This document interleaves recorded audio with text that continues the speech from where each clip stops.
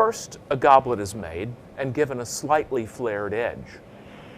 The edge is reheated, spun, it increases in diameter with centripetal force, it stops suddenly, and gravity causes the fazzoletto or handkerchief edge to form.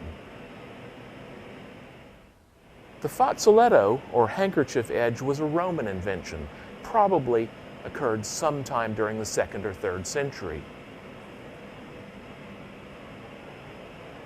This way of forming a rim became very popular in Venice in the 1950s. Here's a Venini object. In the 1980s, it was made famous by the American glass artist Dale Chihuly. Here's a collection from the Basket series.